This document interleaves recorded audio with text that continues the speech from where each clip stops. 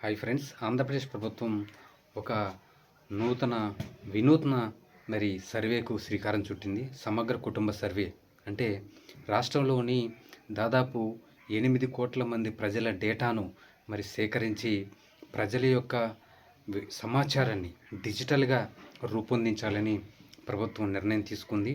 అయితే ఇది గ్రామ వార్డు సచివాలయంలోని సిబ్బంది దీన్ని డిసెంబర్ నెలాఖరు నుంచి కానీ జనవరి ఫస్ట్ వీక్ నుంచి కానీ ఈ సర్వేను ప్రారంభించడం జరుగుతుందని ప్రభుత్వం వెల్లడించడం జరిగింది. అయితే దీని లక్ష్యం ఏంటంటే పేద ప్రజలకు అంటే గ్రామ స్థాయి వరకు అంటే వారికి సేవలు నిరంతరాయంగా సేవలు అందించాలని, ఒక ఇన్ఫర్మేషన్ కావాలంటే దాదాపు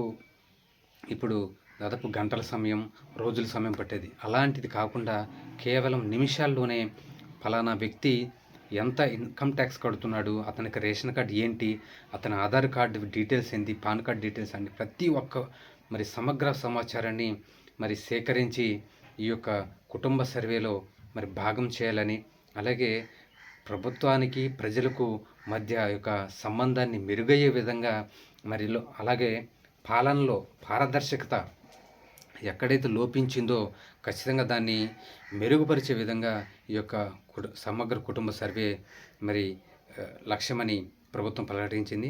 అయితే నిన్న 2 రోజుల క్రితం జరిగిన కలెక్టర్ల సదస్సులు కూడా చంద్రబాబు నాయుడు గారు ఒక కీలకమైన విషయాలు వెల్లడించడం జరిగింది.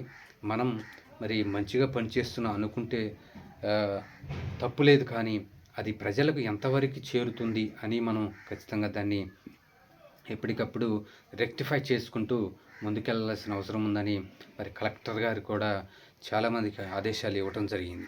అయితే ఈ యొక్క సర్వే రాబోయే రోజుల్లో ఒక చేంజ్ ఆఫ్ ఇన్ఫర్మేషన్ అంటే ప్రతి ఒక్క ఇన్ఫర్మేషన్ని ప్రజల నుండి ప్రభుత్వానికి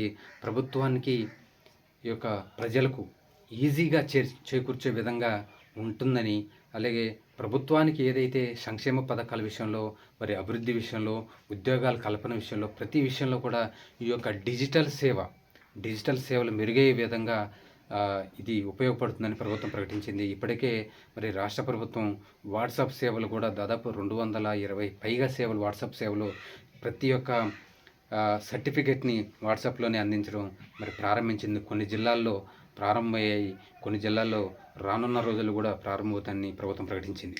అయితే ఈ యొక్క సర్వేలో ప్రతి ఒక్క కుటుంబం పాల్గొనాలని, అలాగే వారి యొక్క డేటాను భద్రపరచాలని ప్రభుత్వం అనుకుంటుంది. అలాగే ఈ యొక్క సర్వే ప్రభుత్వం యొక్క లక్ష్యాలు నెరవేరాలని కోరుతూ థ్యాంక్ యూ.